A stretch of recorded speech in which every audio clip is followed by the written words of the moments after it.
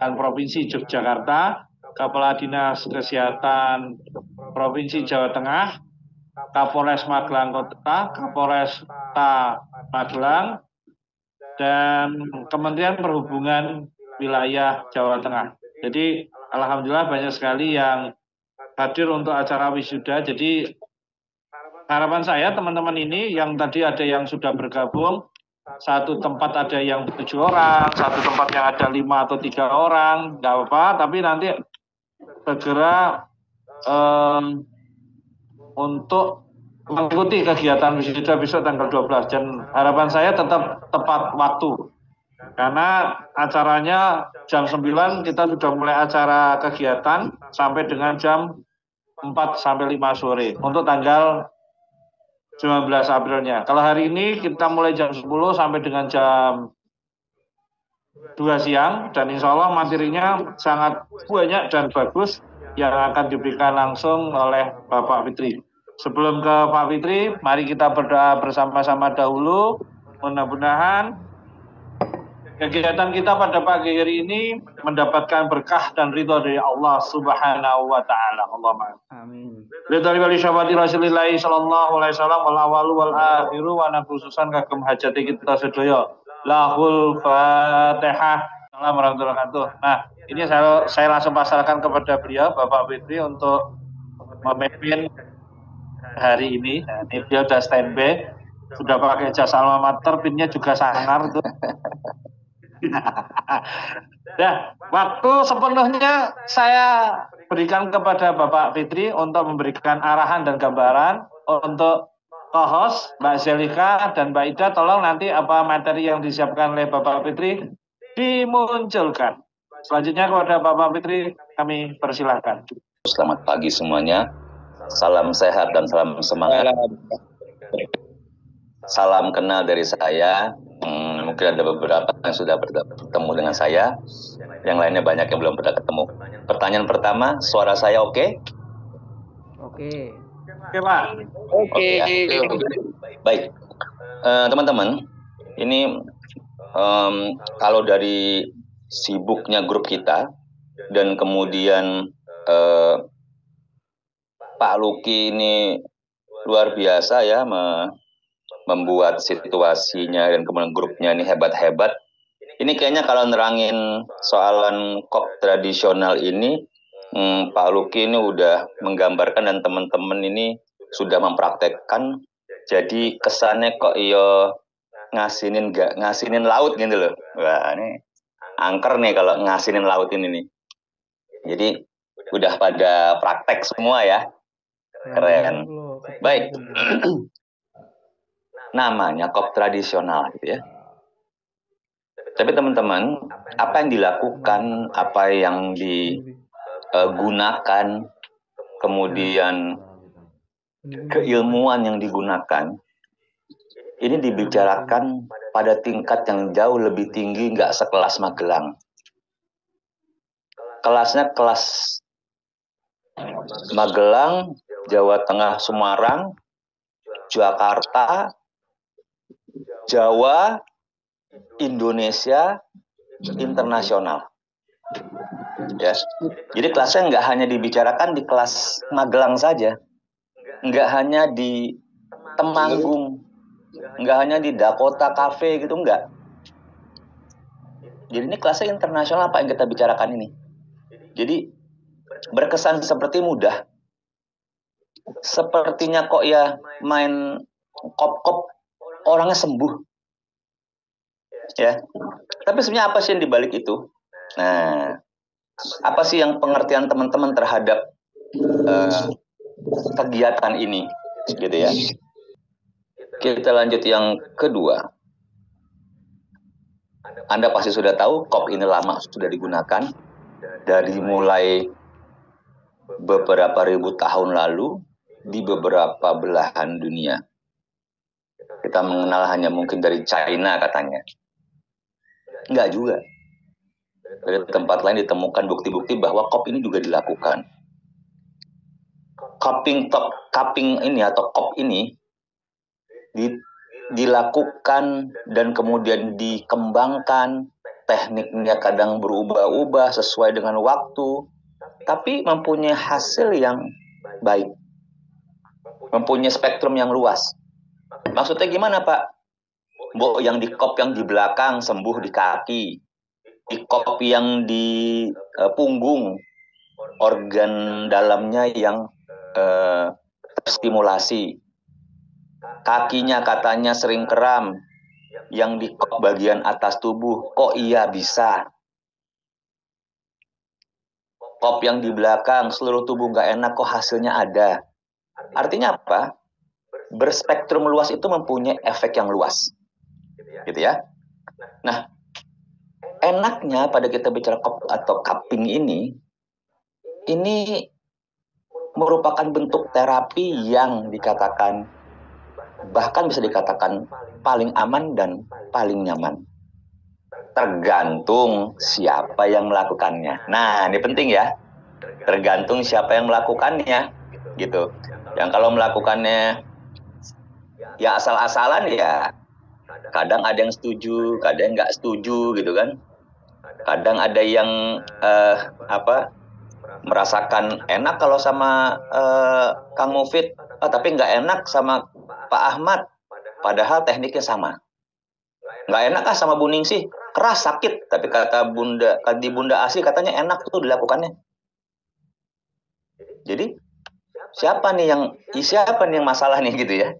Nah, jadi masing-masing orang pertama pahami bahwa teknik ini merupakan teknik terapi yang aman. Selama apa? Selama melakukannya dengan baik dan benar. Ya semua juga gitu, Pak. Tapi kan kita tidak melakukan pendarahan. Kita tidak melakukan perlukaan. Ya. Ini penting bagi Anda camkan membedakan antara yang dilukai sama yang tidak dilukai. Mesti yang dilukai itu efeknya jauh lebih besar.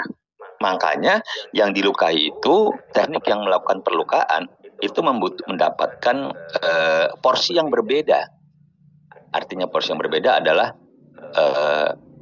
banyak hal yang harus dilewati terlebih dahulu. Ya, simple. Ya, teman-teman udah tahu, pakai kop doang katanya, pakai tarikan sama minyak wes ison dodol, dapat cuan. Ya kan? Tapi juga manfaatnya kepada orang juga besar. Ya, murah. Hati-hati ya, kita bicarakan murah ini artinya bukan dimurah-murahke. Seperti yang saya katakan di awal, panjenengan semua sekarang ini membicarakan teknik atau soalan yang dibicarakan di tingkat internasional, yang sudah ada jurnalnya. Jadi nggak bisa dimain-mainkan. Maka akan ada nanti seorang terapis, Pak Zainal Solihin misalnya, atau Pak Abdul Ghaffar, yang akan mempraktekkan ini dengan baik dan benar. Ya, berstandar. Kalau emang nggak bisa, yo nggak, jangan. Kalau kondisinya lagi enggak, yo ojo. Gitu. Contohnya seperti itu, gitu ya. Nah, kemudian tidak melibatkan obat-obatan. Artinya apa?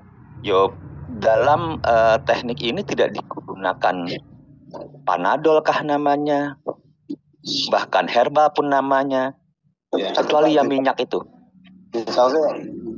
Melakukan dengan tepat tidak berbahaya dan tidak menghasilkan efek yang merugikan. Anda harus tahu itu. Maka penting, mbok orang datang ke tempat Anda nggak menghasilkan apa-apa, tapi nggak rugi. Nggak loh. Jangan sampai gara-gara Anda nggak melakukan teknik dengan baik dan benar, ya mentol-mentol nanti kulitnya, bentol-bentol, ya, terlalu lama, terlalu keras, orangnya sakit, nggak rileks. Ya, ini perlu diperhatikan. Goalnya apa terapi ini? Memperkuat, ya, pertama. Yang kedua, mengaktifkan kekuatan penyembuhan. Perhatikan ya, yang kita lakukan adalah mengaktifkan kekuatan penyembuhan. Ya, jadi kekuatan penyembuhan ini yang kita bangun. Dari mana itu ceritanya, Pak? Kok ada kekuatan penyembuhan? Udah secara sunatullah, Allah turunkan sakitnya, Allah turunkan obatnya. Di mana? Dari tubuh kita salah satunya. Secara TCM, ada dua hal jenis penyakit, penyebab penyakitnya. Penyebab penyakit yang pertama adalah bila orangnya lemah, terus kena gangguan, mbok angin, mbok hujan, mbok dingin, mbok panas, gobios, dibiarin. Itu penyebab penyakit kan? Nah, kalau orangnya lemah, maka dia terkena penyakitnya. Itu adalah pakem pertama pada saat orang tersebut kena sakit. Gimana prosesnya? Prosesnya adalah pada saat daya tahan tubuhnya lemah, tetapi gangguan penyakitnya ada. Pertama ya. Yang kedua kayak gimana? Orangnya wes gagah, olahraga, sehat, kuat. Tetapi setiap menit berlangsung lama diganggu sama penyakit. Diganggu terus. Ini sama efeknya. Dia akan terkena sakit. Mungkin perbedaannya dengan yang pakem pertama adalah yang pertama lebih cepat kena sakit. Pakem kedua lebih lama kena penyakitnya. Tapi ya sama-sama sakit. Coba nanti. Kalau jenengan semua di kantor atau di klinik duduk di belakangnya kipas atau AC terus-terusan. Insya Allah pada saat ini mungkin kuat. Tapi nanti Anda akan merasakan sakit yang luar biasa dikarenakan angin atau AC tersebut secara langsung. Ya. Nah, jadi di mana yang kita lakukan di saat tubuh kita itu ya selalu membutuhkan untuk dikuatkan, untuk diperbaiki. Kalau dikuatkan berhubungan dengan maintenance-nya atau pre-maintenance-nya, kalau untuk penyembuhan pada saat kuratif, perbaikan. Kalau sakit, diobati. Siapa yang pagi ini sudah olahraga? 127. Siapa hari ini yang pagi-pagi jalan pagi? Siapa yang hari ini pagi-pagi sudah minum air putih yang cukup? Siapa yang pagi ini mungkin minum smoothies, minum jus? Dalam rangka apa? Dalam rangka mengikuti sunatullah bahwa kita wajib nih ya hukumnya menjaga kesehatan tubuh kita. Nek belum besok pagi-pagi udah sholat subuh, udah zikir pagi, udah baca al-waqiah, jalan pagi. Nah, gitu ya, kira-kira gitu. Nah, dalam tubuh kita menyimpan kekuatan penyembuhan tersebut. Itu yang kita bangkitkan. Nah, inilah merupakan upaya alami tubuh untuk pemulihan kesehatan.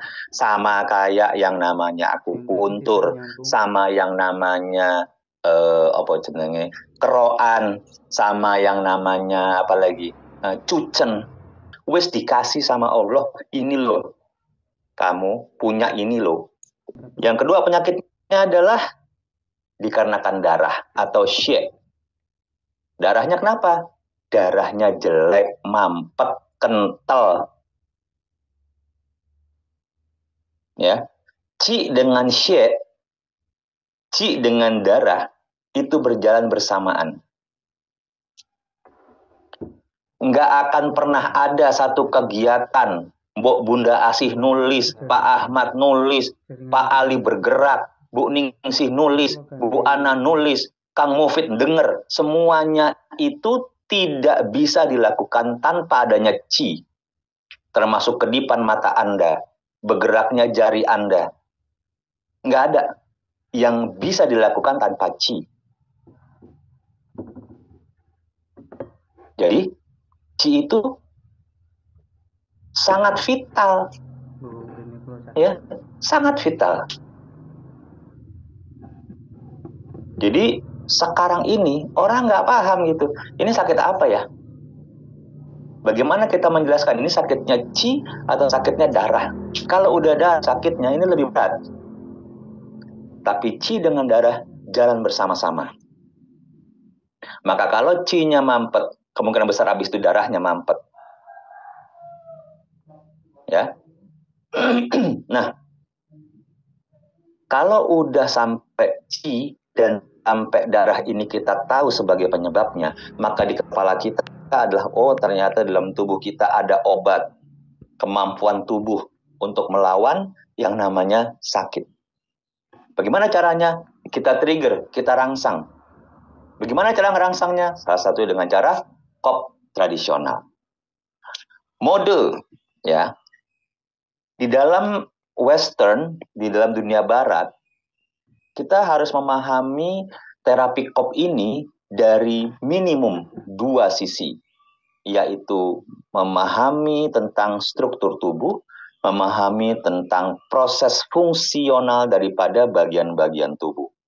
Seperti sekarang, kalau tangan gunanya apa? Salah satunya, oh buat nulis. Gitu ya. Strukturnya di mana? Oh, tempatnya di sini, di kanan, kiri, atas. Nah, sekarang kita tanya lagi, struktur tubuhnya bagian dalam. Jantung bagian mana? Bagian atas tubuh. Apa fungsinya? Di dalam makalah yang teman-teman sudah pegang, itu ada fungsinya. Maka PR yang paling utama dari teman-teman sekarang semuanya adalah membaca, menghafal soal tersebut. Walaupun di kepala Anda ini sebenarnya sudah ada nih. Jantung buat apa sih Pak? Ya buat pompa tubuh lah. Ya, supaya bisa ngalir darahnya. Kan gitu ya ceritanya ya. Dari dulu ceritanya gitu. Nah, sekarang tambahannya kayak apa? Tambahannya. Ya, tambahannya ya Anda akan tahu. Oh, darah itu warnanya merah. Oh, darah itu gunanya jantung itu gunanya untuk memompa darah. Emang darah isinya darah aja, ada nutrisi, ada Ci di situ. Jadi Anda akan tahu nanti, oh sedemikian ya, apa sih emosi yang ada di jantung. Nanti materi yang Anda pegang sekarang udah ada. Emosinya jantung apa? Emosinya liver apa? Jadi orang udah bisa tahu, Anda bisa tahu kalau orang datang dengan kondisi yang berbinar-binar, orangnya kesannya sepertinya keras, ini keras nih, ngomongnya keras-keras, marah-marah nih kayaknya, saya bukannya marah-marah, saya emang orangnya begini, gitu kan ngomongnya ya, saya nggak pernah marah, tapi ngomongnya sewot, ngotot. Ini ciri siapa nih? Ada yang tahu ciri-ciri siapa itu? Emosinya siapa? Hati. Hati, Masya Allah. Tuh, Pak Ahmad orangnya. Jadi kalau ada orang yang sok ngotot-ngotot, ya, udah ketahuan. Enggak full harus polisi atau ABRI ya, enggak harus. Ya. Jadi kalau tinggi itunya, Anda udah tahu, oh ini livernya excess nih, kelebihan nih kerjanya nih. Mesti kondisinya yang nih. Kalau orang kepanasan, obatnya diapain Bapak Ibu? Perilaku orang itu kan diapain? Didinginkan. Begitu ya. Kalau orang kedinginan tidur, mesti obatnya langsung cari apa Bu Ningsih? Kalau orang kedinginan tidur.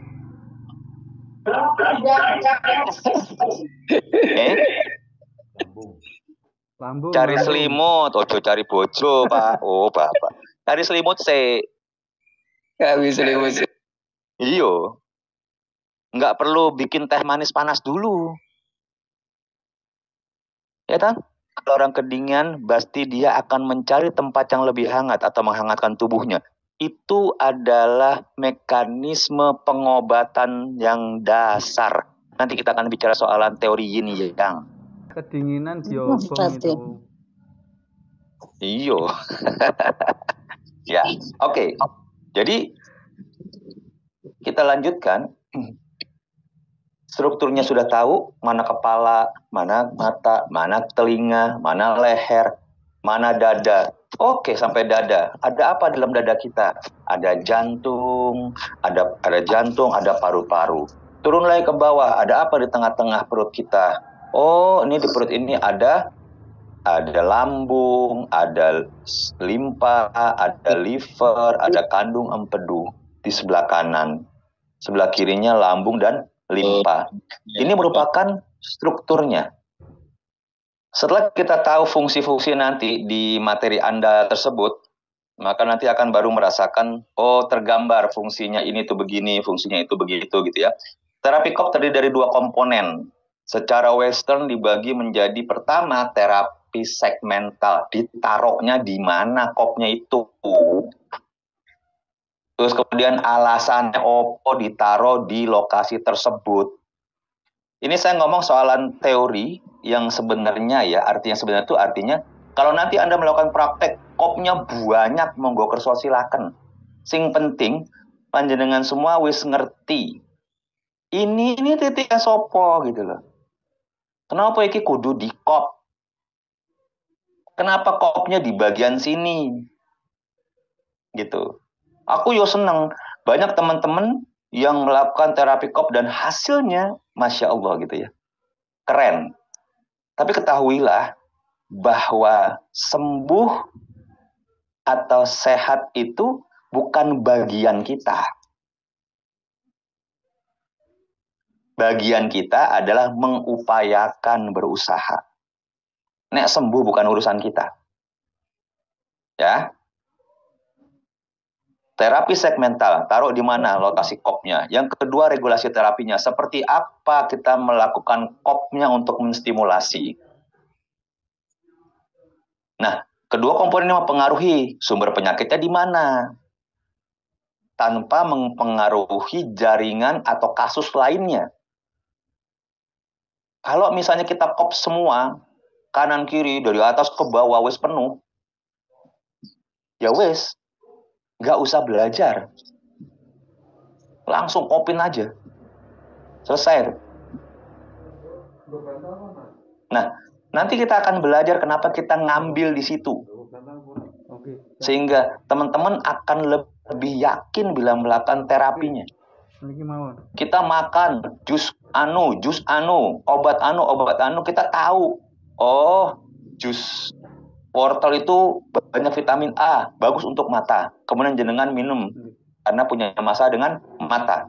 Itu efeknya berbeda dengan teman-teman yang nggak tahu, nggak ngerti vitamin A ada di wortel, bos minum aja. Berbeda hasilnya. Silakan dicoba. Tapi kalau Anda tahu betul, bismillah nih ya, titiknya anu. Ini untuk menguatkan ani. Itu akan jauh berbeda hasilnya dengan apa yang Anda lakukan tanpa pengetahuan. Sama kalau kita melakukan sholat, yang sholat orang ngerti artinya, ya sama aja. Jadi nggak akan menghasilkan orang yang nahi mungkar tadi. Kenapa? Ya orang nggak ngerti kok. Aksi-reaksi. Ya, sesederhana itu teman-teman. Oke, selanjutnya peletakan kop pada kulit itu akan meregulasi atau menstimulasi ke seluruh tubuh. Kok bisa gitu, Pak? Gampang. Cubit di kaki, rasanya di mana sakitnya? Seluruh tubuh akan merasakan sakitnya. Ya, dihajar kaki, ditendang, kecelakaan, jatuh, kakinya patah, sakitnya di mana? Di kaki loh, iya. Tapi rasanya kan ke seluruh tubuh ya. Kita alamin itu baru kita ngerasain Bapak Ibu, belum efeknya. Bayangkan kalau ada orang sakit kepala berat, seorang ayah atau ibu sakit kepala berat, anaknya ada 12. Ngomong, Pak, aku butuh nganu, ini minumnya belum ada, belum mateng ininya, aku mau makan.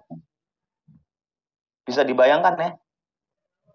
Efeknya akan, diam, jangan dia ngomong. Bapak ini lagi sakit kepala. Ya, itu efek di luar daripada kita yang kadang kita nggak tahu. Maka jenengan naik buru-buru naik motoran ngebut di kiri jalan, naik ke nganu apa jenenge ke trotoar gitu. efeknya itu bukan di kita aja, orang lain juga bisa kena efeknya. Sama dengan ini, ditaruh di kop, ditaruh di titiknya, itu efeknya bisa menyebar. Dari mana? Secara TCM nanti kita akan belajar namanya meridian. Di mana meridian itu, Pak? Yo, seluruh tubuh kita. Di mana membayangkannya? Pernah ngelihat globe, bola dunia? Wis ngerti ngangguk ae. Nah, bola dunia, ya. Pernah ada ngelihat bola dunia nggak nih? Bola dunia itu. Nah, ngangguk ya. Pernah ngelihat ada garis-garis yang vertikal dan horizontal, membujur dan melintang. Pernah lihat? Di globe itu? Pernah ya? Pernah. Zona nggih, Pak nggih. Secara hidup nggih, sampai dengan saat ini nek Pak Ahmad, Pak Mufid umurnya wes sudah lebih besar daripada nomor 1 nih. Pernah ngelihat nggak di alam kenyataannya itu ada yang membujur dan melingkar, membujur dan melintang? Nek saiki Pak Solihin usianya udah tadi saya bilang lebih daripada nomor sepatunya. Nah, nomor sepatu cuma 39, 38, iki wis luwih 50. Pernah ngelihat nggak ada yang membujur dan melintang di kehidupan kita nyatanya? Ya nggak pernah. Demikian yang namanya meridian. Nanti kita belajar, ya, supaya jenengan tuh ngerti, oh nek iki disedot ininya, ya tau ini ngaruh ke sana gitu loh. Oke? Nah, manfaat dalam peletakan kop ini itu sangat jelas bahwa ada yang namanya koneksi antara bagian tubuh luar atau permukaan tubuh dengan organ dalam. Nek di basa Inggrisnya jenenge cutivisceral path, ya, atau ada jalur yang menghubungkan antara bagian luar tubuh dengan organ dalam. Nah, sekarang baru jenengan mulai feeling, oh jadi ada toh Pak refleksnya, jalurnya, bagian luarnya distimulasi, bagian dalamnya ikut terstimulasi. Ya, namanya reflex cutivisceral path. Nah, path ini itu meliputi viscero, ya, yaitu bagian dalam. Kemudian ada yang namanya nerve atau namanya syaraf, ya, itu berada di bagian kepala, ya, di bagian kepala. Nah, ini merupakan dasar daripada KOP. Melakukan terapi pada kulit yang terhubung pada organ dalam melalui saraf yang menghubungkan antara bagian luar dengan organ dalam.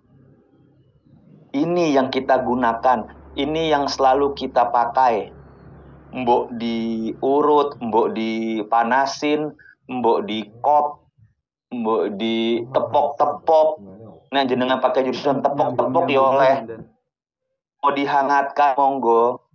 Mau dicubit-cubit tekniknya monggo. Nek ngerti urusannya titik yang ini mengarah ke organ dalam yang itu, jenengan boleh lakukan sembarang. Ini teknik umumnya. Tetapi sekarang kita sedang membicarakan soalan KOP. Ada hubungannya antara perilaku dengan. Jadi segmental terapi atau bagian-bagian terapi di bagian permukaan kulit ini penting sekali. Ini kan ada kaitannya. Ada namanya head zone atau area kepala.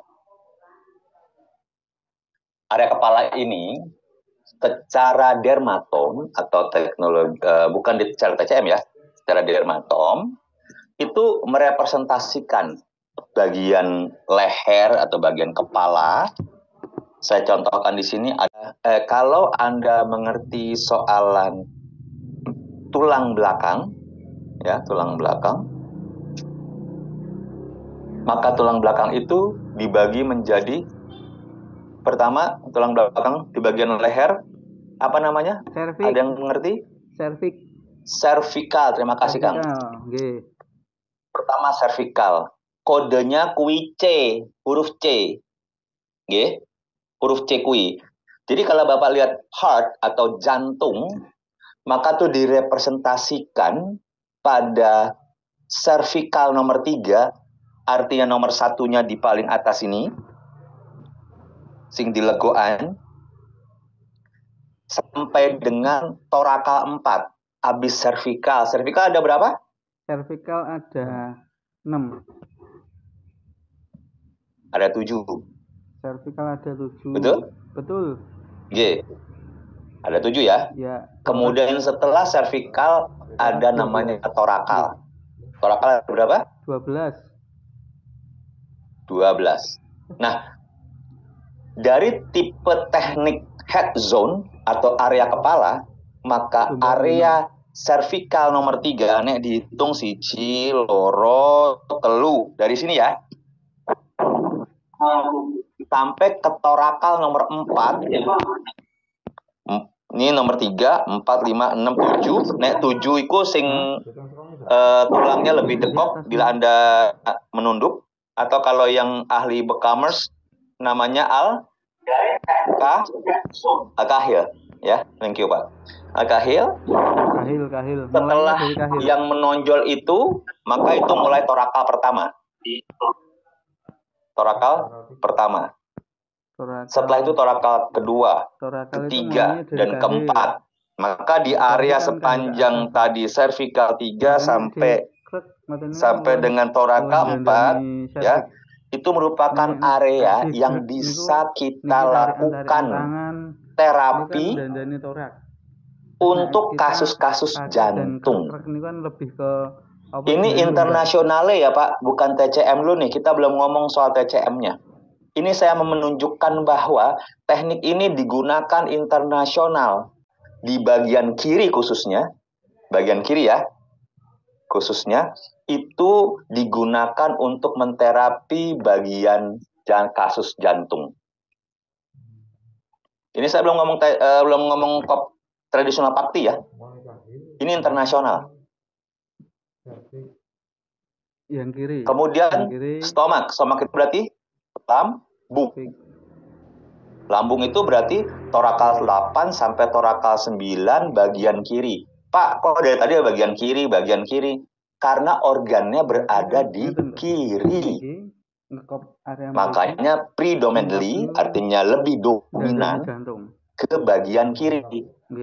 Ya. Nek terapi jantung berarti di bagian kiri. Nek terapi lambung bagian kiri. Kenapa Pak? Jantung dominan lebih ke kiri. Lambung berada di bagian kiri tubuh.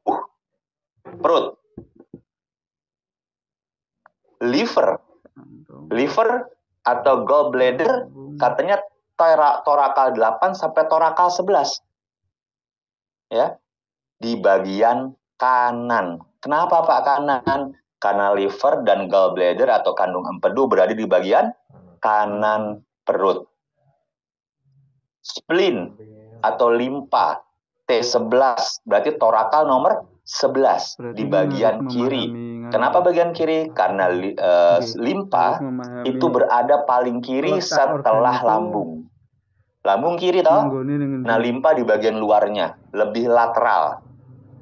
Ya.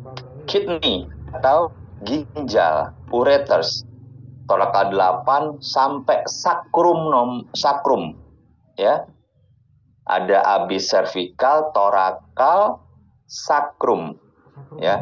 Sakrum karena dia ginjal, ada di kanan kiri, maka kanan kirinya ikut di terapi.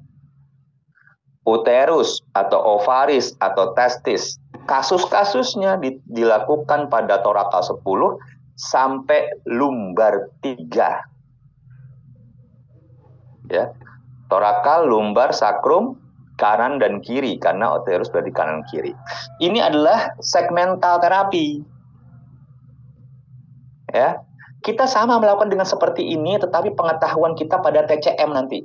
Bagaimana TCM berlakunya terhadap organ-organ tadi, di mana titiknya, Pak, apa masuk, Pak. fungsinya. Itu berarti Ye, sama dengan di apa tata letak organ nggih, Pak? setinggi organ betul.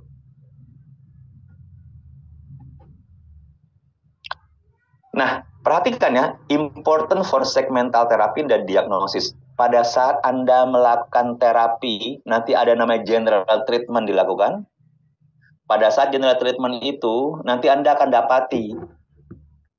Kenapa? General treatment merupakan salah satu teknik diagnosa yang paling dasar. Kalau udah palpasi ya, kalau nggak kan pakai ngeliat. Nah, iki ngeliat, oh, iki cacingan, jelas. Ini ngeliat, wah, sakit jantung, ngeliat tok. Kedua adalah palpasi, pegang. Salah satunya dengan cara melakukan general treatment. Begitu kita dapati daerah mana yang bermasalah, kemudian kita tahu secara tajam nih titiknya si anu, titiknya organ anu. Maka Anda udah tahu tuh, oh ini gara-garanya organ anu nih, yang masalahnya organ ini. Nanti akan Anda sambungkan dengan materi yang Anda punya itu. Kalau organnya ini, ciri-ciri penyakitnya apa ya? Nek sehat apa ya? Gitu ya. Nah, jadi sekaligus terapi dan juga mendapati informasi sebagai diagnosa. Segmen atau dermatomes ini dan keluarnya berada di koksik sampai ujung tulang belakang, tulang ekor namanya. Ya. Nah, itu terbagi-bagi, tersegmen-segmen. Nah, setiap segmen itu ada kulitnya. Di kulit itu yang kita lakukan. Kok di situ, Pak? Ya, kulit tadi kita udah bicara, ada hubungan, ada refleks, ada syaraf yang berhubungan dengan organ dalam tadi. Itu yang kita kerjain. Ini dasar pembicaraannya.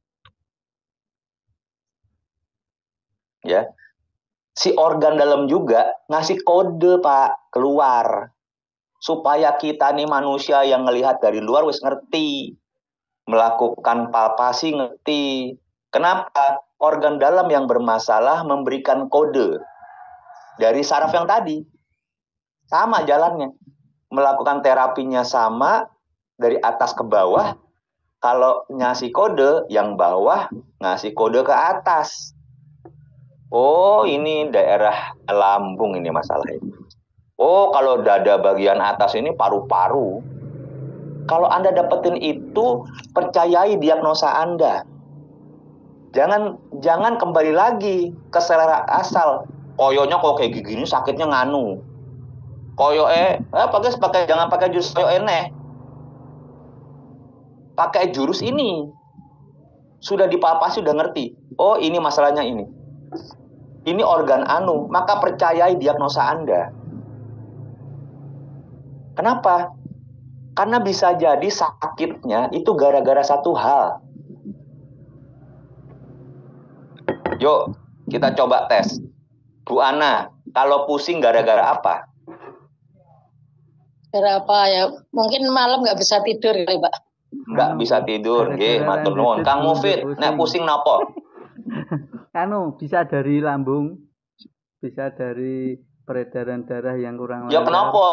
Nek lambung kena apa lambungnya? Pencernaan kurang Asamnya bagus, naik. penurunan fungsi. Oke, pencernaan kurang bagus. Penurunan fungsi lambung. Pak Ali, kenapa kalau pusing? Saluran oksigennya kurang lancar. Karena Oksigen kurang lancar. Dari 3 orang ini, semua sakit pusing, kepalanya sakit. Penyebabnya Bu Ana, tidurnya nggak bagus. Kang Mufid, lambungnya bermasalah. Pak Ali, karena oksigen kurang ke otak. Pak Fitri pusing, berpinjol. Pak Zenas, karena anak mau nikah. Apakah obatnya sama?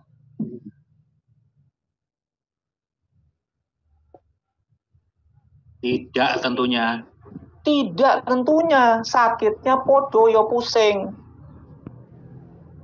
Bu Ana harus kita terapi supaya beliau bisa tidur malam dengan baik. Kang Mufid kita terapi supaya lambungnya sehat. Pak Ali kita terapi jalur oksigennya atau jalur paru-parunya, organ paru-parunya kita perbaiki supaya oksigennya baik ke kepala. Padahal judul sakitnya pusing tok. Maka begitu di terapi, Bu Ana kelihatan, oh ini livernya bermasalah Bu Ana, gitu ya. Begitu didiagnosa, Kang Mufid dites di bagian belakangnya nanti. Oh, Kang Mufid ini lambung sampean ini kayaknya masalah ini. Pak Ali di terapi di belakangnya didiagnosa. Oh Pak, ini paru-paru Bapak ini masalah, ojo rokokan sik lho. Poso misale. Ya. Nek ngudut bareng ngono lho, ojo dewe-dewe. Nah, jadi pada saat diagnosa itu Anda percayai diagnosa Anda. Jadi bukan berarti karena paru-paru nggak bisa pusing. Yo iso. Bukan hanya karena kalau tidur kan jelas. Yeah. Kemudian di sini ada tulang belakang. Kemudian di atas tulang belakang itu ada kulit. Ya. Kemudian di atas kulit ini Anda melakukan kop.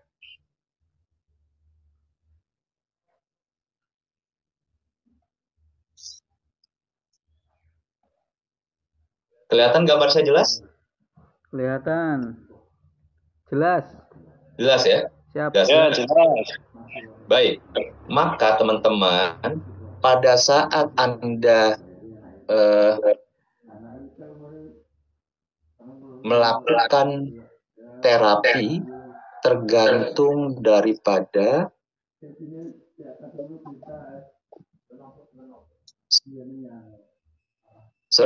Anda meletakkannya di daerah mana si ini, siapa jenenge si kop ini. Kalau areanya adalah area liver, maka kita letakkan di area liver. Taunya dari mana Pak itu daerah liver yang masalah? Pertama kan kita ngobrol. Jenengan masalahnya apa? Gitu toh? Punya keluhannya apa? Oh gini gitu. Oh nggih. Dicatat nggih keluhannya. Nah, baru di situ akan nanti kita lakukan general treatment.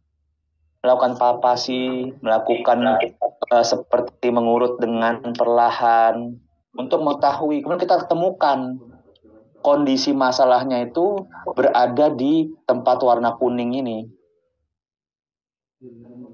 Maaf, warna kuning ini. Nah, warna kuning ini tempat kita lihat. Oh, ini areanya si liver ternyata yang bermasalah. Maka Anda melakukan kop salah satu di sini. Itu alasannya pengambilan titik. Teman-teman, mungkin saya beberapa waktu lalu ada reply. Pertanyaan saya adalah, apa alasannya nih ngambil titik ini? Emang masalahnya apa sih? Ya, ini sing pakem ya. Nek jenengan nanti nambah-nambah monggo kerso untuk memberikan ini. Tapi Anda yang penting ilmunya harus tahu. Kenapa Anda melakukan peletakan kop di situ? Ya. Oke. Kita lanjutkan. Itu yang pertama. Yang kedua adalah berhubungan dengan operate according to the principle of interaction. Artinya apa? Ada interaksi dari dalam dan luar. Ini saling berkomunikasi dan juga saling menginfo. Kenapa begitu? Ya sama aja Bapak Ibu. Kita kan tahu kalau misalnya orang matanya kuning, apa ada yang ngasih warna kuning di matanya atau dari tubuhnya memberikan refleks warna kuning ke mata? Dari matanya. Indikator dari organ matanya. dalam. Dari organ merefleksi ke mata. Yes, Dari paling. organ Itu dia Pak Ahmad. mengindikatorkan ke mata. Dari organ tertentu itu. Jadi kan sudah tahu ya kalau warna matanya kuning, kemudian ngelihat kukunya kuning, sakitnya sakit Kuning. sakit kuning. liver. Sakit kuning. Nggih. Yes. Siapa organnya? Liver, hati. Liver. Liver. Tapi ditanya kenapa livernya bisa begitu? Ayo, siapa sing iso jawab? Kenapa Karena kok warnanya kuning kan nggak sakit warnanya hati, hijau? Nek liver memendam warnanya perasaan. hijau. Pripun? Sakit hati, Pak, memendam perasaan. Oke, boleh. Sekarang nuju perasaan pertanyaannya. cinta, lho. Nggih. Pertanyaannya kenapa warnanya kok kuning? Sedangkan liver secara teori berwarna hijau.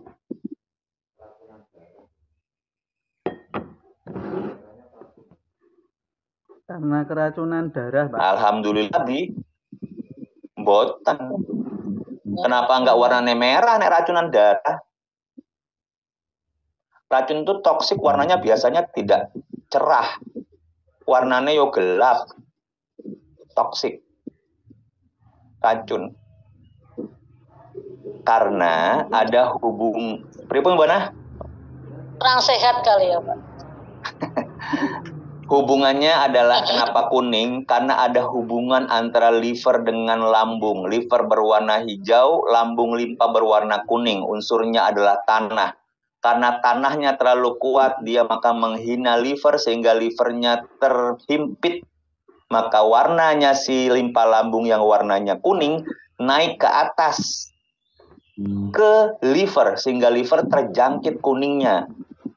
Maka kuningnya akan tampil di mata. Kenapa di mata, Pak? Karena yang bertanggung jawab atas jaringan organ mata adalah liver.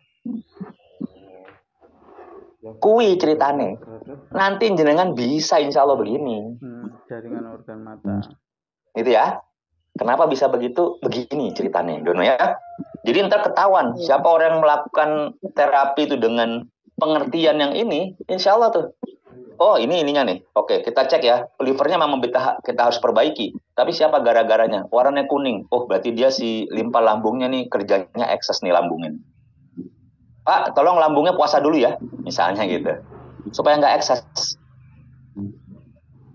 Puasa Pak seminggu. Pak, besok makannya bubur tok. Wis. Sing lembut-lembut. Supaya kerjanya nggak ekses. Nggak keras. Nggak berlebihan. Next.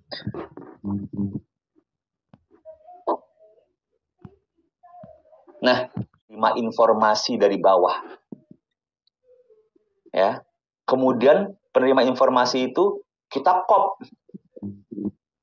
Maka aliran darahnya akan meningkat. Melewati si neuropet tadi, nerve pad tadi. Meningkat, kemudian mengalir ke arah organ yang dimaksud dengan lebih cepat.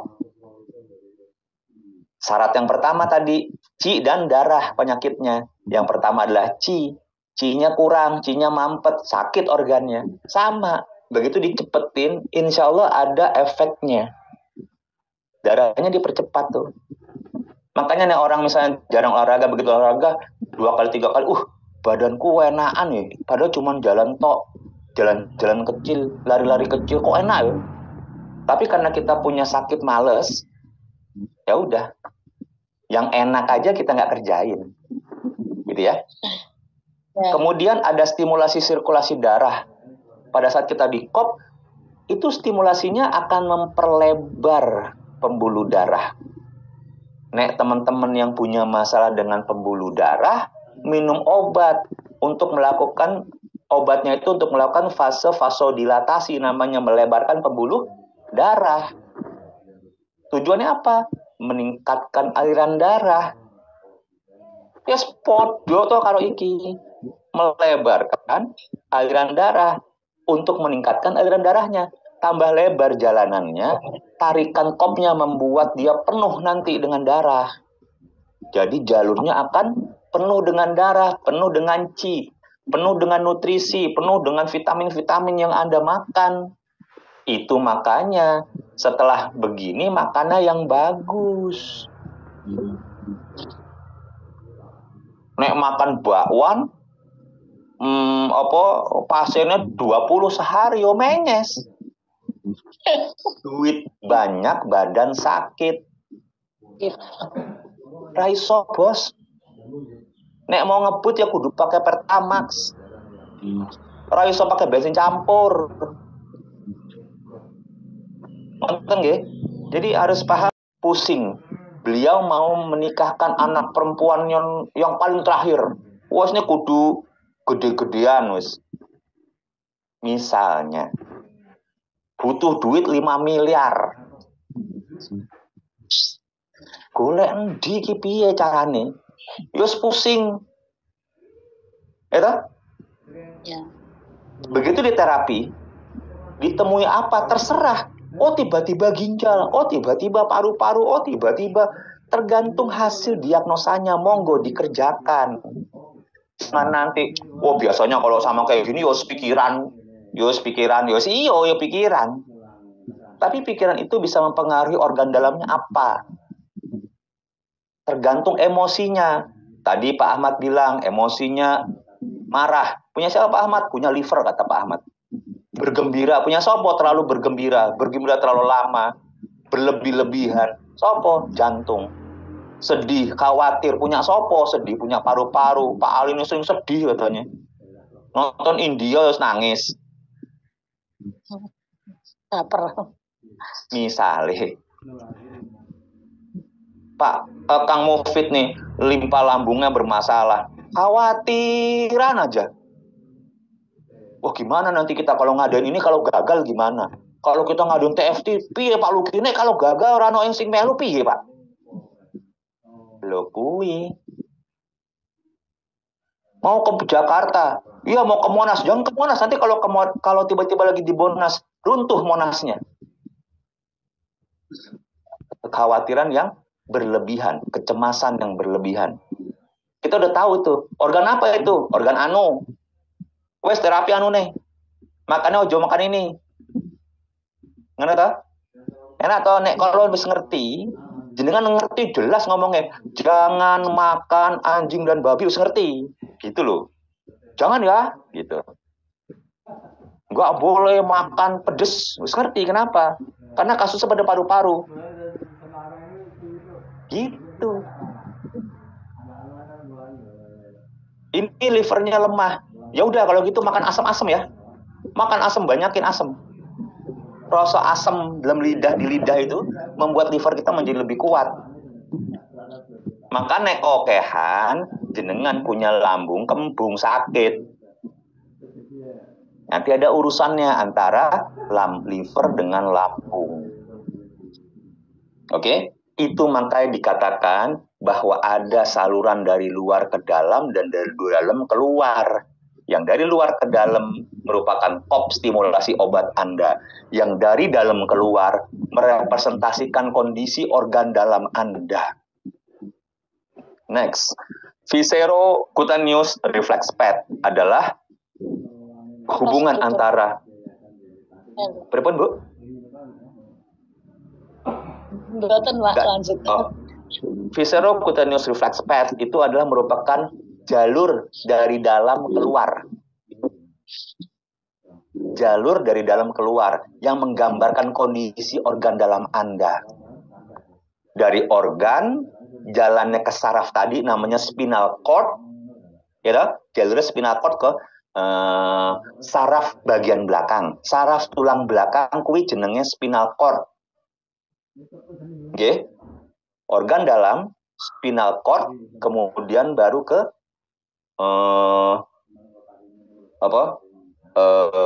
kulit.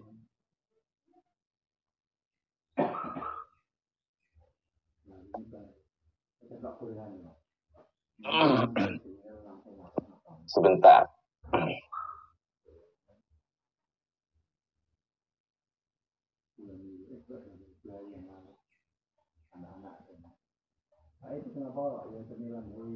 Gizi itu bisa bermanfaat ya karena begini pengetahuannya.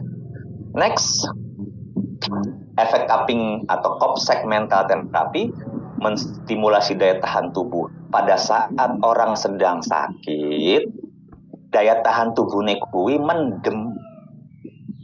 Kalau di bahasa TCM-nya, C-nya tuh turun ke dalam, masuk. Ya, mendem. Ya, jadi mendem ini bukan hanya mendem kangen aja sing masalah yo. Nek C-nya niki mendem juga masalah. Makanya itu ditarik dengan cara menstimulasi. Dengan apa? Dengan COP distimulasinya. Begitu distimulasi, ada orang yang bilang, wah aku kok seger. Kok efeknya seger yo? Aku jadi melek iki.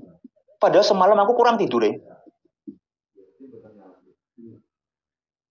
Jadi menstimulasi daya tahan tubuhnya meningkat. Yang kedua, mengembalikan meregulasi fungsi bagian tubuh yang bermasalah. Tadi misalnya masalahnya berada di organ anu, Anda sudah tahu menstimulasinya. Kemudian mengurangi efek nyeri dan ketegangan. Tadinya ada nyeri, ada sakit. Nek di COP nyerinya hilang, ketegangannya enak, badannya enak. Wes saya udah ngelihat full di jenengan semua punya grup kui. Wes sekti di COP enak, di COP enak. Tapi jangan punya pikiran bahwa wes COP wae apa aja wes enak. Enggak begitu. Anda punya dasar dulu seperti sekarang. Baru Anda ngerti. Bisa. Ya. Kemudian meningkatkan sirkulasi darah Anda sudah ngerti. Kemudian menghambat inflamasi Anda sudah ngerti karena sama-sama antara sirkulasi dengan inflamasi berbarengan jalannya. Efek cupping COP itu mengembalikan meregulasi fungsi tubuh. Ya, begitu Anda lakukan COP gelasnya, Anda COP, maka itu akan mengeliminasi hambatan. Bayangkan kalau misalnya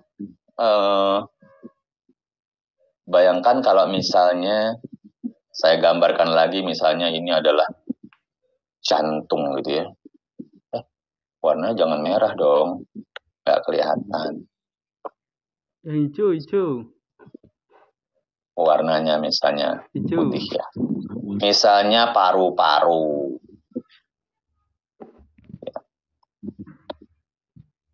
Paru-paru.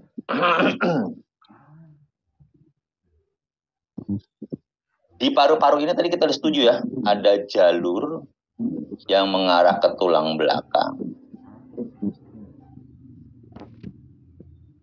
Bayangkan kalau jalur tersebut ada hambatan. Ada hambatan nih. Piye caranya ini membuat hambatan ini nggak ada. Kita terobos hambatan ini. Bagaimana cara menerobosnya? Di sini dikasih COP. Ini kasih COP. Disedot. Maka terjadi penyedotan ke arah atas toh. Maka diharapkan ini akan ketarik ke atas. Yang tadinya di sini hambatan, ya, ini akan terhajar hambatan ini. Tarik ke atas, terus dilepas lagi, terus ditarik lagi, lepas lagi, maka dia akan turun naik. Asumsinya ini akan lancar apa jadi nggak lancar? Itu berarti Kira-kira ngekopnya lebih dari 1 kali ya Pak ya? Bisa lebih 1 kali atau 1 kali cukup bisa. Kan sebelumnya nanti ada mekanisme yang namanya luncur. COP luncur. Oh, Ya, begitu. itu bisa mampu untuk membantu kondisi ini. Gitu. Saya menggambarkan bahwa mekanisme kerjanya seperti itu. Kenapa ditarik itu bisa mengeliminasi hambatan? Kan begitu kan tulisan di sini kan, mengeliminasi hambatan kata gitu ya. Begini kerjanya. Oke. Nah, itu bentuk daripada mengeliminasi hambatannya, ya. Macam-macam dikarenakan makan anu, minum anu, ya kan, extra jos lah, lain-lain, ya kan. Nah, kemudian ada yang namanya regulation terapi atau regulasi terapi, yaitu melakukan stimulasi untuk meningkatkan daya tahan tubuh. Jadi selain daripada dia mengeliminasi hambatannya, dia juga menstimulasi meningkatkan daya tahan tubuh. Oleh karena itu, kenapa kalau pasien Anda habis di kop, enakan badannya, soger, kok mataku yo melek. Di situ. Efek dry cupping terhadap nyeri, tadi udah bicara. Ya. Nah ini teman-teman, yang kita bicarain ini dibicarakan juga di jurnal. Ya, efeknya tuh begitu. Ceritanya seperti tadi. Koyoknya yang gampang setelah kita ngomong berapa lama nih? Dari jam 9 ke 11.18 kui berarti 10, 11 hampir 2 jam. 1 jam 18 menit. Itu menceritakan soalan komunikasi jalur antara yang jenengan kerjakan di kulit-kulit pasien jenengan itu kok bisa berefek enak ya? Kok iso ngono ya? Kok bisa memperbaiki organ ya? Ya ini ceritanya. Anu Pak, mau tanya Pak, berkaitan dengan dosis.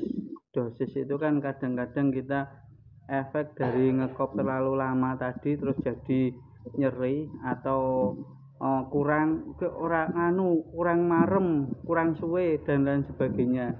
Itu penjelasan secara ilmiahnya nek dari reaksi sebab akibatnya itu bagaimana, Pak? Langsung saya jawab, izin Pak Luki. Saya jawab dulu Kang Mufid ya. Kang Mufid, pertanyaan Kang Mufid lebih mudah diginiin. Lebih mudah diginikan. Yes. Yang pertama, nek kalau orang terlambat makan, efek jenengan apa? Lapar, pusing. Lapar, pusing, Terus iso buyuten. Kalau di Bu Ana telat makan, piye? Melilit. Melilit, ada yang melilit. Berarti kan ada yang pusing, ada yang melilit ya. Beda ya. Nek melilit kuwi di perut toh? Ya. Aduh, kok perutnya melilit sih? Wah. Gitu ya. Jadi sakit. Jadi hal yang ditimbulkan oleh terlambat makan tadi, masing-masing orang punya masing-masing refleks. Masing-masing orang punya masing-masing refleks. Ada yang refleksnya kalau makan telat, kata Kang Mufid, kepalanya sakit. Kata Bu Ana, kepalanya sakit. Tadi kata Bu Bunda Asi, katanya melilit. Hal yang berbeda ya, satu di kepala, satu di perut. Artinya, masing-masing orang mempunyai efek yang berbeda tergantung daripada kondisi seseorang itu bila dia diberikan terapi. Contoh, kalau orang sakit kepala tadi Kang Mufid atau Bu Ana sakit kepala, dia minum pil pentogin misalnya gitu ya. Sakit kepala minum obat pentogin. Kang Mufid setengah jamnya kemudian sakit kepalanya hilang. Ana wes 2 jam nggak hilang-hilang sakit kepalanya. Begitu 3 jam baru hilang sakit kepalanya. Obatnya sama. Pentogin warna biru. Gitu ya. Ini menggambarkan bahwa efek terapi kepada seseorang mempunyai efek yang berbeda-beda. Ada yang orang ditusuk, ada yang ditusuk akupuntur ya. Kalau akupuntur ya, kalau saya nih yang ditusuk ada yang nyetrum, ada yang pegel, ada yang lumpuh, tangannya nggak bisa bergerak. Titiknya ya sama. gitu ya. Oke, itu berhubungan dengan efek daripada terapi kepada seseorang. Ada yang diterapi langsung sembuh, ada yang diterapi sesok sing sembuh, ada yang diterapi mencret-mencret dulu baru sembuh. Ya, ini efek terapinya. Nah, bagaimana dengan dosisnya, Pak? Gitu ya pertanyaannya ya. Kita punya standar dosis yang diberikan, ya. Nah, di dalam materi Anda juga sudah ada. Standar dosisnya dilakukan misalnya 2 kali tarikan, 1,5 tarikan. Itu standar, Pak. Selama misalnya 3-5 menit. Misalnya ya. Tapi ini standar merupakan guidance, arahan. Nanti Anda sendiri yang melakukannya itu dengan melihat apa? Melihat kondisi daripada kulit si pasien. Ditanyakan sudah pernah belum kop? Gampang biru-biru nggak orangnya? Kulitnya gampang luka apa enggak? Oh jadi kop, saya langsung jos gandos ya, jangan. Nah tiba-tiba dilakukan seperti itu, terutama ibu-ibu ya, wanita terutama, ya, ada yang kulitnya itu gampang jelek kalau digituin gitu. Melepuh. Mungkin melepuh ya. Atau kulitnya kelihatan lebih tipis, Pak. Ya, ada kadang sensitif. Ya. Jadi jenengan harus lihat. Warahan kata Pak Fitri kok 2 kali tarian kok ya suhu aku sikat ya Royso bos. Ini arahan. Ya. Makanya kalau di obat dikasih tahu dosis 1 sampai dengan 3 kali 1 hari. Lebih dari ini petunjuk dokter. Ngono ya? Ceritane. Nah, itu maksudnya kalau 1-2 hari arahannya itu umum. Boleh kira-kira, tapi ojo diteken 3 langsung, siji-siji. Efeknya ke kita kayak apa? Itu Pak. Nah, jadi ada guidance-nya Kang Mufid. Tinggal nanti Kang Mufid sebagai terapisnya melihat kondisi pasien tadi, kemudian berkomunikasi dengan pasien. Apakah dia gampang memar? Ya, ada orang yang kepentok dikit, kejedot dikit, gampang memar. Pernah ketemu? Iya. Ya. Nah, Istri saya itu mbaknya ini. nah, itu dia. Gampang memar. Kira-kira kalau gampang memar ini organ apa yang 1 masalah? tarikan aja nih.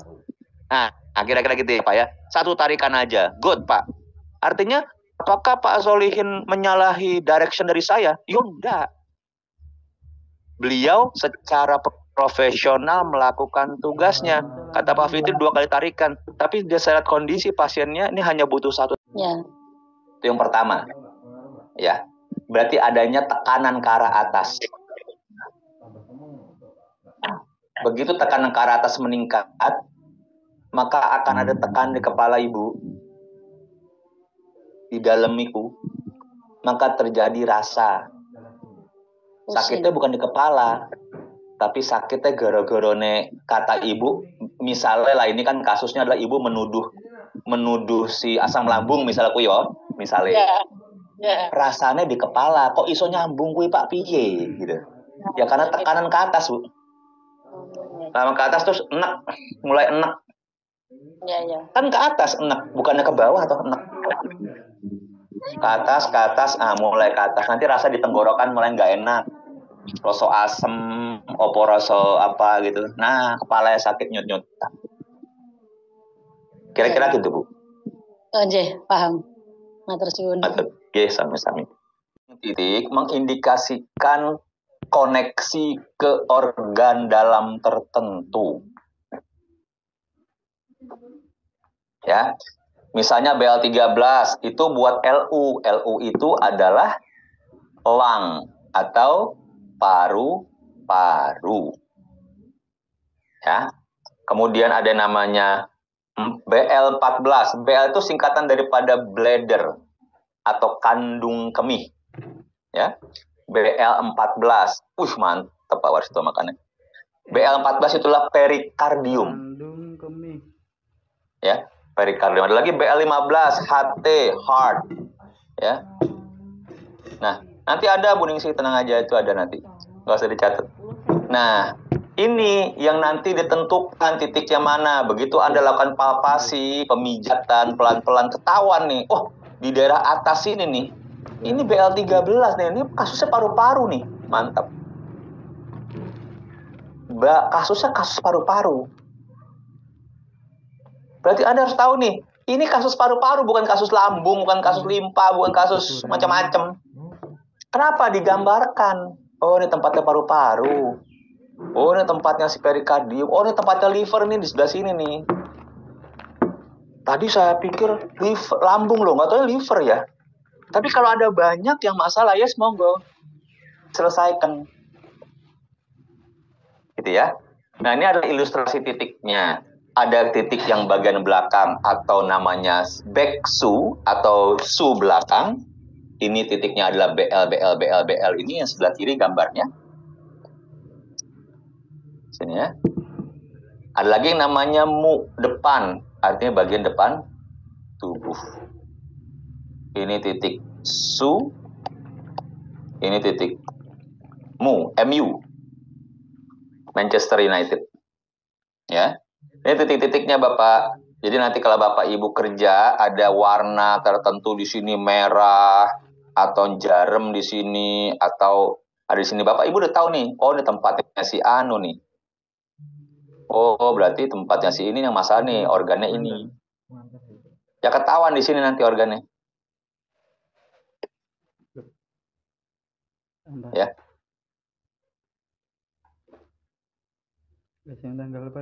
Nah, ini pakti. Ya, kita pakai kop tradisional, pakti berbasisnya akupuntur. Ya.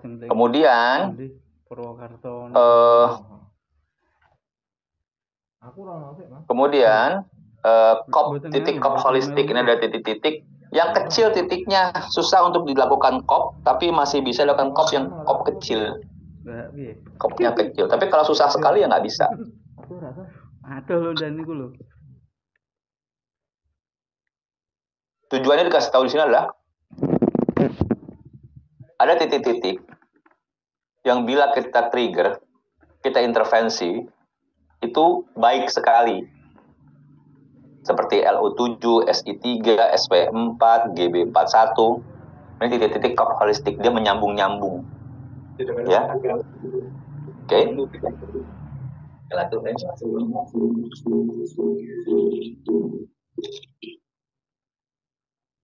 Tolong di-mute, Pak Fik. Thank you, Pak Fik. Aplikasi kopnya.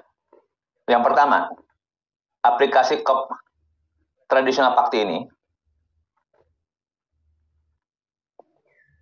arahnya pertama adalah melakukan relaksasi. Ya. Bapak Ibu, orang-orang yang datang ke tempat Bapak Ibu, kemudian rileks, belum diterapi, mbok ngobrol tok karo Pak Mufid. Begini loh, begini, begitu, curhat. Pak Sufan mantap.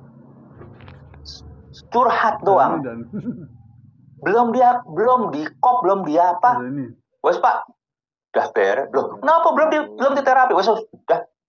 Karena dia curhat tujuannya ke situ. Ke tempat Pak Mufid, badannya nggak enak. Mbok ngobrol aja udah enak sama Bunda Asih. Enak, wes sudah didengerin, diajak ngobrol. Loh, kok aku pusingnya hilang ya? Kok pegal-pegal badanku hilang ya? Wah, ini pasti sakti. Ini. Coba dicek dulu kerisnya apa. Tanya Pak Luki. Lurus, apa lekuk. Luk 5, luk 7 gitu ya. Apa? Nah, itu dia Pak. Sip, Pak Mufid. Besok dibawa ya, Pak Mufid. Sesok digawa Pak Mufid. Wah, sesok lurus. Mantap. Ah, ya lurus. Dijamah saya Pak ya. Besok dibawa ya, kita ketemu. Saya senang ngelihatnya. Oke. Relaksasi. Jadi nggak perlu diterapi aja, udah ngomong, udah oke. Udah pernah ketemu seperti itu belum? Udah perlu ketemu belum? Orang ketemu Bu Farika, ngobrol sama Bu Farika, enak badannya. Pernah nggak? Sering Pak, kemarin saya Sering. segitu Pak, iya. Sama Lah. Bunda sama itu Pak. Ada itu, Mantap. Pak. Nah iya. Lah. Nek gitu terus kita nggak dapat duit, kok di kop sithik jadi duit itu. Enak tuh wis sama Pak Ahmad terus cuman 1 kop aja mantep Pak Ahmad nih sekti wis mandraguna. Ngono loh. Nah, jadi relaksasi merupakan tujuan utama. Kenapa begitu? Begitu ada kita punya serotonin, menghasilkan serotonin, ya, badan kita menjadi rileks. Begitu kita rileks, mbok ngomong ngalor ngidul, ngopi 3 kali dibikin, udah habis 2 bungkus rokok Samsu aja masih enak ngobrolnya. Kira-kira gitu loh. Wes lepas. Badannya tuh karena stres tadi nggak enak, sekarang badannya kok enak ya ngomong sama dia. Cuman itu dulu pertama. Habis itu untuk mendapatkan efek relaksasi yang lebih, kasih terapinya. Dia terapi. Terapinya harus nyaman Bapak Ibu. Supaya apa? Dia merasakan kenyamanan tadi ngobrol sama kenyamanan di terapi. Wes. Bu, sekelas nanti kalau datang Kapolri, Kapolres, wes maju. Ngomong yang rapih. Jadi perlu melakukan komunikasi dengan baik dengan pasien kita. Ini salah satu yang nggak dipunyai mungkin dengan semua orang.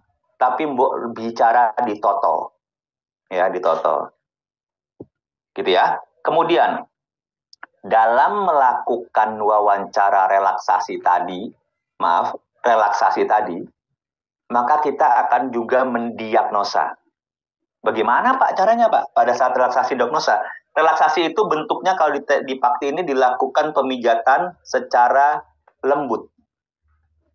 Secara lembut. Pakai minyak? Iya, pakai minyak. Supaya apa? Kerasa nanti. Di mana nih grenjelnya di mana gitu loh. Ya. Opo di entong-entong, apa di atasnya lagi, di bawahnya lagi. Nanti ditandain. Nyet di sini ya. Nyet di sini. Lah ini punyanya si organ siapa tadi mana tadi? Ini punyanya organ siapa nih di belakang ini?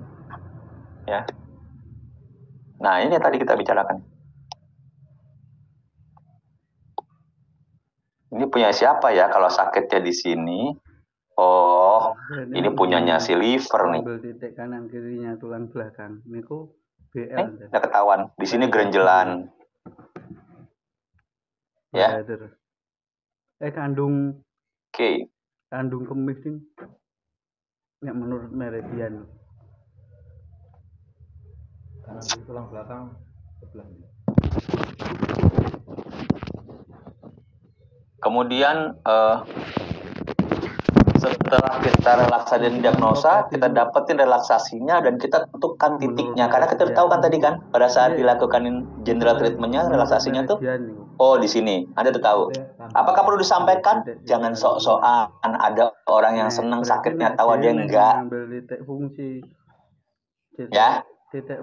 Oh ditanya wah itu sakit Bu, kenapa itu Bu? Oh ini ya, apa sih itu Bu? Baru jelaskan.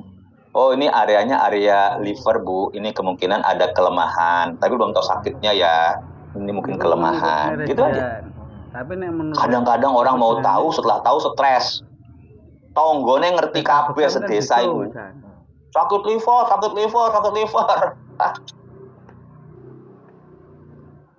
Jadi harus dijaga. Setelah kita tentukan kopnya, itu kan tadi kop yang belakang kan, karena kan dilakukan pengurutan di belakang tuh. Ambil titik belakangnya dan ambil titik depannya. Ya. Nanti dikasih tahu tabelnya titiknya ini titiknya ini, su-nya ini, mu-nya ini, su-nya ini, mu-nya ini. Udah ada petanya. Ada tinggal ngikutin, oh kalau sakit liver, ya ada gerenjelan tadi, berarti di bagian belakang itu tadi kan su belakang, punyanya liver, maka kita harus cari mu-nya, mu depannya si liver. Ada petanya lagi ntar, titiknya anu. gitu. Udah ada. Ya. Sudah ada titiknya. Changmen, ya. Anda bisa dapetin titiknya LR13. Nah, kemudian setelah kita tentukan titiknya, kita aplikasikan titik su-nya dan mu-nya, depan, belakang dan depannya, kita harus nilai. Sebelumnya ditanya dulu, Bu, ini kalau sakit ibu, ini kira-kira kalau nyeri ya, terutama ya, kalau nyeri ya, atau keluhan. Keluhannya sakit kepala, baik Bu, kalau sakit kepala ibu, kalau ada angka 0 sampai 10, sakitnya itu di berapa levelnya? Wah, ini udah 9 ini. Wah, ini udah 7. Maka dengan aplikasi terapi tadi, Anda harus nilai setelahnya. Gimana Bu? Oh, jauh enakan, sudah enak ini, tadi mah, aduh. Bedain dengan Anda tidak menggunakan teknik 0 sampai 10 tadi. Anda nggak akan ngukur. Dia bilang cuman apa? Enakan. Biasanya gini ya, buat terapi apa aja enak, wes. Kalau Bapak Ibu kan kalau makan, oh ini sego apa? Sego iwak misalnya. Padang. Makannya satu di Temanggung, satu lagi makannya di Magelang. Terus orang Magelang datang ke Temanggung, orang Temanggung makan ke Magelang. Kemudian dibandingkan, wah enakan di Magelang ini mah, gitu ya. Itu bisa membedakan. Anda juga harus bisa membedakan kasus ini progresnya seperti apa. Oke? Jadi akan melihat tingkat keberhasilannya. Tadi dari 8 atau 9 Bu sakitnya, sekarang udah berapa? Sekarang sih udah 1 lah, 0 kali ah. Udah enak nih, nggak ada rasa apa-apa lagi. Begitu. Maka Anda bisa melihat tingkat keberhasilan terapi Anda. Kalau di grup, bilangnya apa? Enakan, bisa pulang, jalannya tegak, nggak sakit lagi. Tapi Anda nggak tahu tuh, sebelumnya sakitnya seperti apa dia menderitanya.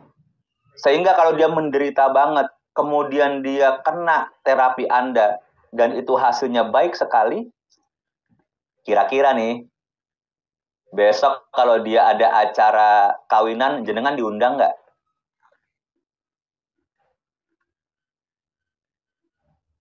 Pasti diundang.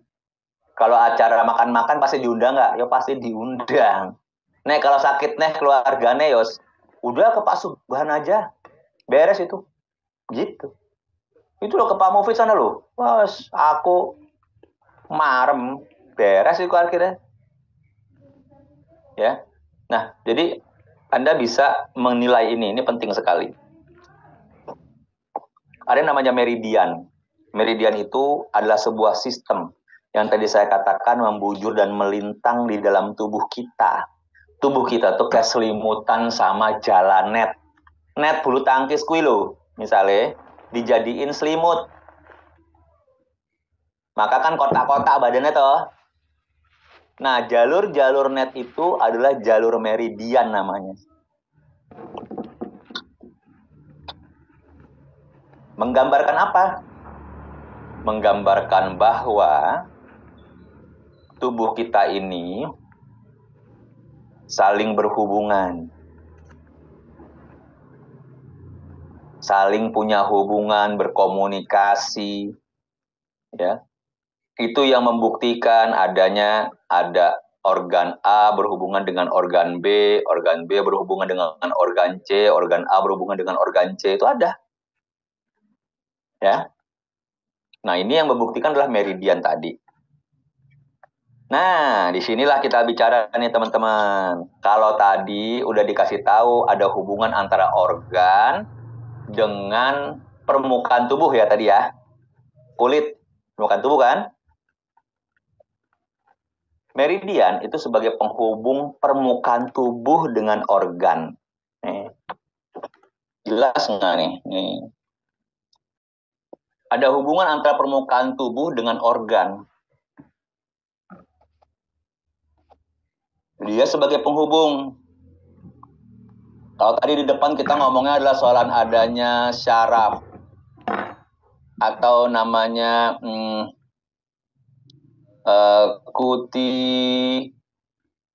visceral. Kita bilang gitu tadi tuh. Iya, di Cina, di TCM udah ketahuan ini namanya meridian, Pak. Ada hubungannya antara permukaan tubuh dengan organ. Ya. Kemudian ada hubungan organ dengan organ. Kemudian organ dengan panca indera. Makanya nanti Anda akan lihat di dalam materi Anda itu ada liver bertanggung jawab dengan panca inderanya adalah mata. Telinga berhubungan dengan ginjal. Bibir berhubungan dengan, mulut bibir berhubungan dengan, ada yang tahu? Oh, berarti Limpa lambung. Makanya kelihatan kalau bibirnya kering. Telinga berhubungan dengan sampai kelupas-kelupas. Oh, masalah di sini, limpa lambungnya kering, lambungnya kurang, minumnya pasti kurang. teknik sing Gampang lihatnya ya. jadi ginjal. Lidahnya merah. Berarti Berarti apa? Jantungnya panas, kondisi tubuhnya panas. Ya. Jadi masing-masing punya tanggung jawabnya. Organ dengan panca indera, organ dengan jaringan penunjang lain, siapa yang bertanggung jawab terhadap otot? Otot tubuh ditanggung jawabi oleh lambung. Tendon ditanggung jawab oleh liver. Pembuluh darah oleh jantung. Gitu tuh. Ya. Jaringan penunjang satu dengan penunjang lainnya. Ya, penunjang yang lain berhubungan juga. Jadi seperti kita pakai jaketan, tapi jaketnya pakai net bulu tangkis. Jadi saling berhubungan. Nah, sebaliknya, perhatikan ya, dening ini membentuk bersama-sama menjadi satu kesatuan. di titik ginjal. Maka juga bereaksi sama-sama terhadap masuknya penyakit dari luar ke dalam, atau kita namakan penyebab penyakit luar. Yo angin dari situ masuk pintunya sama. Mbok panas pintunya itu, mbok dingin pintunya itu.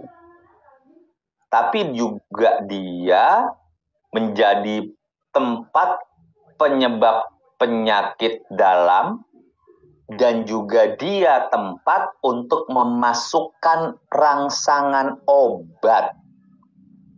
Siapa rangsangan obat yang kita bicarakan di sini? Kopakti. Itu rangsangan obatnya. Penyakit masuk dari situ juga.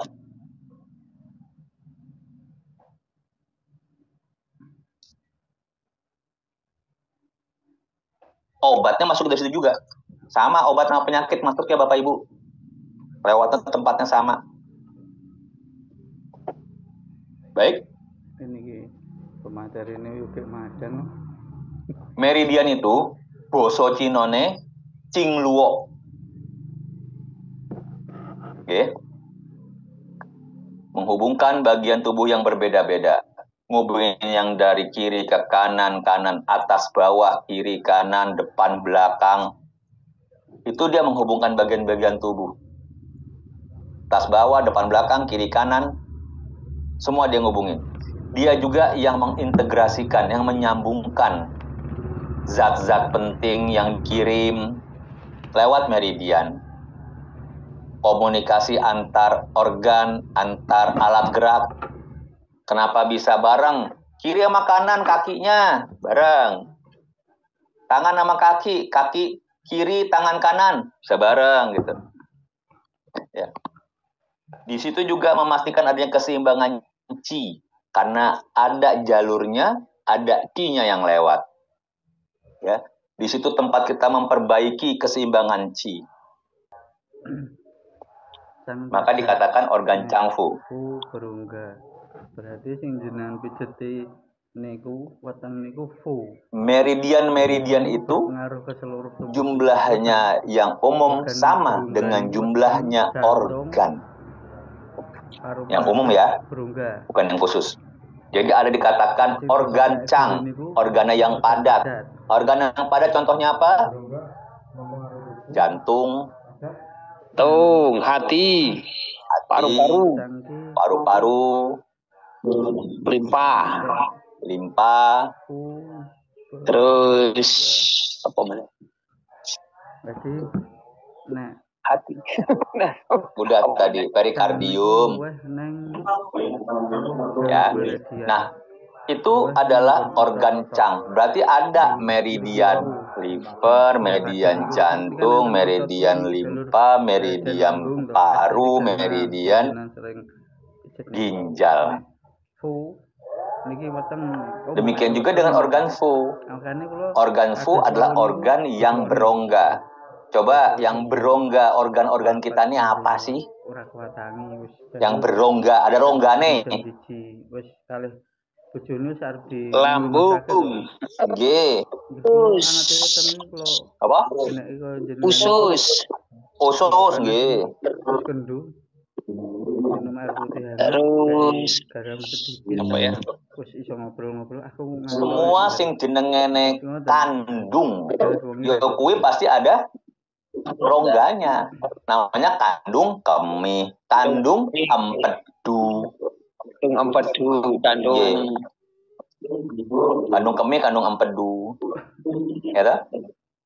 Usus kecil, usus besar. Ya, usus besar, usus kecil. Tadi lambung kan tempat toh. Nah, itu semuanya organ fu. Masing-masing itu berpasangan antara changfu itu berpasangan, ya. Hubungan antara dalam dengan dalam artinya hubungan antara organ dengan organ secara langsung. Pak Redmi tolong di mute. Pak Redmi. Redmi Mbah Sopo ini kok.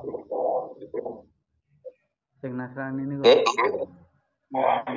Lambung dengan limpa ada jalur sendiri, ya. Jantung dengan usus kecil punya jalur sendiri. Paru-paru dengan usus besar punya jalur sendiri, gitu ya. Itu hubungan hubungan dalam dengan dalam. Permukaan dengan permukaan, meridian juga menghubungkan aspek permukaan tangan kanan ke tangan kiri, tangan kanan tangan kiri, atas dengan bawah, depan dan belakang.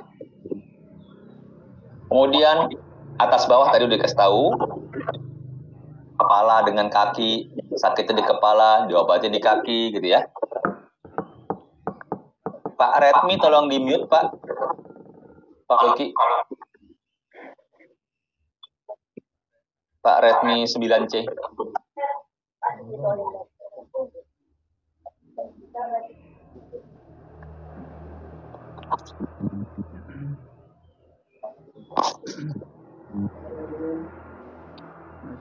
Pada meridian itu tersambung ke organ-organ changfu, bisa diterapi dari kepala. tempat di mana materi dasar itu dibuat dan disimpan, dan kemudian makanan-makanan itu dibawa melewati meridian. Oke, sudah tampil ya. Jadi meridian itu berhubungan dengan organ changfu, kemudian dia bawa makanan-makanan, mendistribusikan itu lewatnya lewat meridian. Meridian adalah tempat bersirkulasinya substansi dasar atau vital dari tubuh, seperti ada qi, ada she atau darah, dan juga cinye. Cinye ini adalah cairan. Dalam tubuh kita dikira ada cairan, ada dua, yaitu cairan yang bening dan cairan yang keruh namanya ya. Keruh, di bahasanya cairan yang keruh. Nah, gunanya adalah selain daripada menutrisi juga menyelaraskan tubuh. Kemudian ada qi yang mempertahankan tubuh, namanya tulisannya wei qi tapi bacanya adalah wai qi karena dia berhubungan dengan melindungi tubuh. Itu adanya bersirkulasi di bawah kulit. Ya. Di bawahnya kulit ini namanya ruang Chouli antara kulit dan otot. Ya. Mungkin kalau dulu SMA-nya A1 gitu ya, atau fisika atau biologi paling tidak mengetahui mengenai ruang Chouli. Ruang Chouli itu di antara kulit dan otot itu ada ruangan. Ya, ruangan itu dinamakan ruang Chouli, tempat Wai Qi berjalan. Energi Qi itu berjalan. Di atas otot. Nah, kemudian melindungi meridian tendon dari jaringan pembuluh luo, kemudian juga bersirkulasi ya di dalam tubuh yang sangat berkaitan erat dengan sirkulasi di bagian meridian utama, yaitu meridian yang tadi saya katakan sesuai dengan organ-organnya. Oke. Qingluo atau meridian itu dalam patologi dia menguatkan dan menyeimbangkan qi. Tadi kalau misalnya di awal saya katakan bahwa penyakit akupuntur ada yang qi-nya bermasalah atau xie-nya bermasalah atau darah yang bermasalah, maka menyeimbangkan qi dan dapat mencegah serangan xie qi. Kemudian meridian merupakan jalur penjara penyakit, tadi saya sudah katakan bahwa dia tempatnya masuknya penyakit dan dia juga tempat masuknya obat, ya. Dalam diagnosa kita bisa menggunakan atau mendeteksi lokasi penyakit, juga nyeri tekan. Perhatikan ya, nyeri tekan pada titik tertentu dalam penegakan diagnosa, sama dengan melakukan papasi general treatment. General treatment, nah ini dia dalam diagnosanya bisa menentukan, ya. Ada yang katakan nyeri tekan, ada yang nyeri enak. Lah niku nek dicatet iki engko iso dadi bahan obrolane dhewe ngono. Kalau nyeri tekan, video pendek sing akeh itu artinya penyakit itu sudah sampai di organ. Contoh, misalnya tadi kita bicara titik-titik yang di belakang tubuh kita itu di badan, namanya titik su ya. Ada BL13, BL14, BL15, terus sampai ke bawah. Akhirnya lambungnya kena kan. Kalau kita tekan di sana, nyerinya adalah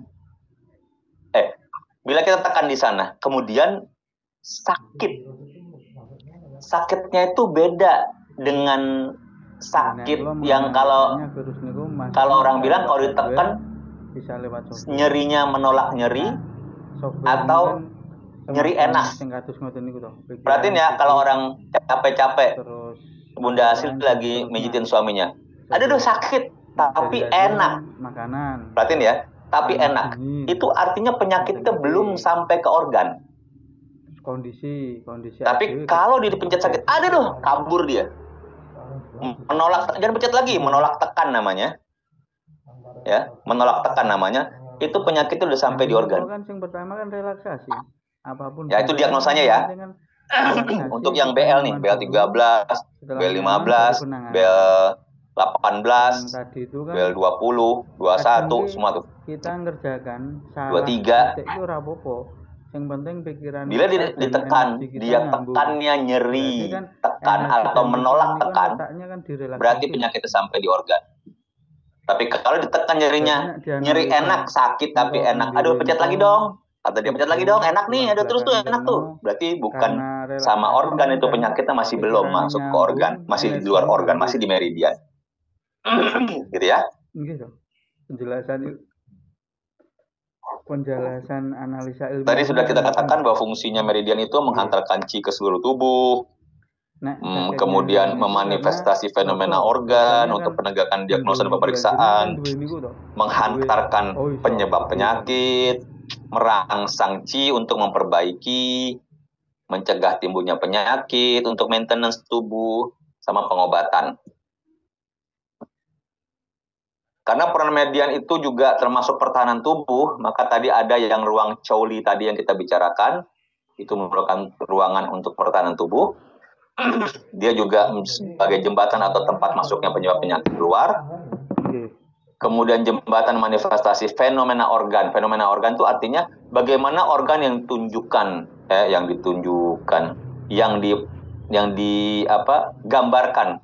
Organ itu ngasih informasi keluar itu kayak apa, ya? Nah itu namanya fenomena organ. Fisiologis maupun patologis, sehat maupun sakit. Ya, wah ngeledek nih Kang Mufid nih, gerenengannya masih bagus tuh. Oke. Kemudian unsur meridian. Meridian itu sebenarnya banyak. Cuman kita nggak belajar sampai sebanyak ini, ya. Yang kita bicarakan itu adalah meridian umum, dan khususnya meridian itu hanya meridian BL atau bladder, dan meridian mu, ya, titik mu. Jadi titiknya hanya di BL dan di mu. Ya, titiknya titik akupuntur, tapi hanya BL dan titik mu. Ini gambarannya tadi. Kalau kita lihat, ya, Bapak Ibu lihat di gambar itu ada yang ngadep belakang. Ya, ini ada gambar punggungnya. Punggungnya itu ada yang warnanya biru, ada yang warnanya merah, ada yang warnanya kuning gitu ya. Nah, kita nanti banyak bekerjanya itu di area ini Bapak Ibu.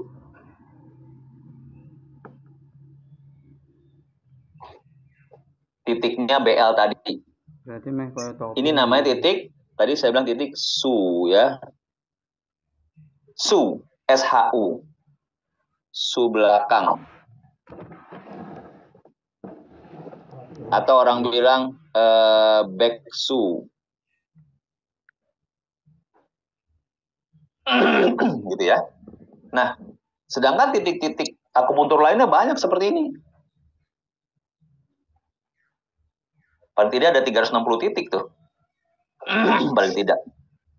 Nah, karena kita nggak belajar akupuntur, kita belajarnya adalah kop. Kita main di sini kebanyakan sama yang di depan ya, yang mu depan tadi. Oke. Nah, kita akan masuk ke tahapan materi yang Anda punya, ya. Nanti kalau misalnya Anda butuh materi saya yang ini, saya akan share ke Pak Luki. Nanti teman-teman boleh pegang, ya. Nah, sekarang ini yang kita bicarakan inilah yang di luar daripada materi inti. Tapi sebenarnya ini mencakup materi inti, Bapak Ibu. Yang saya pengen adalah teman-teman semua ini mengerti, oh ini toh mekanisme yang namanya kop tradisional pakti. Jadi jenengan nanti yang siap-siap jadi trainer itu wis ngerti apa yang harus disampaikan kepada audiens. Selain daripada Anda ngerti, Anda bisa melakukan terapinya, Anda juga harus mampu mendeliver kui apa jenenge? Menyampaikan. Mengirimkan. Ya, menyampaikan maksud yang sekarang kita bicarakan. Ini susahnya, ya. Ini susahnya bagaimana menyampaikan yang kita bicarakan tadi itu dengan singkat, padat. Seingat saya Anda akan dites selama maksimum 10 menit. Maksimum. Bikin persiapannya. Bagaimana Anda sebagai trainer menggambarkan dalam 10 menit yang saya omongin 2 jam lebih ini. Ya. Berarti Cepat, padat. Seko diagnosa 10 menit. terus Ngomong. penanganan. Oke, kita akan presentasi soal pakti itulah ini, menggunakan ini, kita akan menggunakan teknik yang seperti ini, karena menurut begini, ini caranya adalah begini, ada hubungan antara organ dengan permukaan tubuh di bagian belakang khususnya, karena titiknya ada titik akupuntur di sana, namanya BL ini. Nah, terus kasih tahu bahwa mampu untuk memberikan begini. Sama 10 menit, Pak. Ya, maksimum. Terus Anda harus bisa sampaikan, harus bisa menggambarkan pakti ini apa sih, praktek apa sih, apa perdukunan, apa ngono, PPP atau perdukunan toh. Nah, ini sekarang dengan gimana caranya menggambarkan ini, menentukan titik ya, kepada orang lain. Oke, saya akan masuk ke materi yang berikutnya. Di sini nih. Bunda sih sakitnya di mana? Nih, sini nih. Tapi kalau ditanya sakitnya di mana, Bu Ningsih? Di mana ya? Tadi kayaknya di sekitar sini deh. Ya, gitu.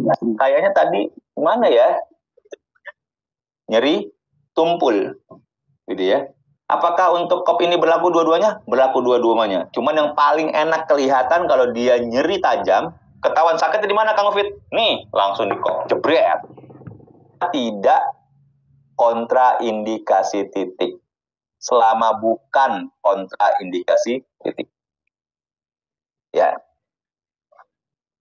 Kemudian tarikan alat kop juga sangat sangat bergantung dengan hasil relaksasinya atau tidak si pasien.